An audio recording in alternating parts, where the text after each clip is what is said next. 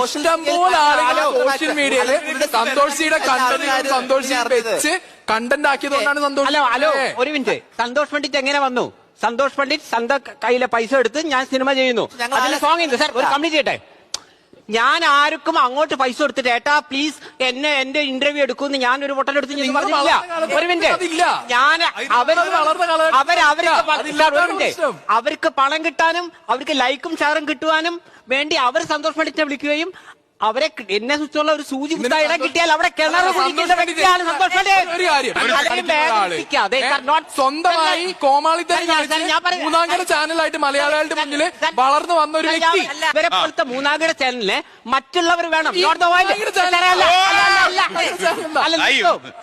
പറയാം, ഇവരെ പോലത്തെ ആളുകൾക്ക് പൈസ ഞാൻ പറയട്ടെ, ഇവരെ പോലത്തെ ചാനലിന് പണം ഉണ്ടാക്കണമെങ്കിൽ എക്സ് വൈ വേണം.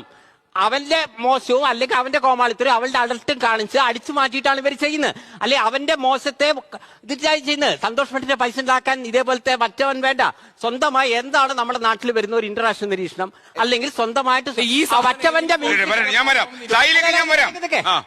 സ്വന്തമായ മ്യൂസിക് ആയാലും ഇത് ചെയ്ത് അത് കൃത്യമായി എന്റെ നോക്കി അറിയാൻ പറ്റും. 57 ലക്ഷം ആളുകളും ഇതൊക്കെ വരുന്നുണ്ട്.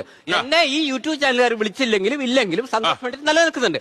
ഇവരെ സംബന്ധിച്ചിടത്തോളം മറ്റുള്ളവൻ ഇല്ലെങ്കിൽ ഇവർ വട്ടപൂജ്യമാണ്. ഇവർ മൂന്നാംകിട ചാനൽ മാത്രമാണ്.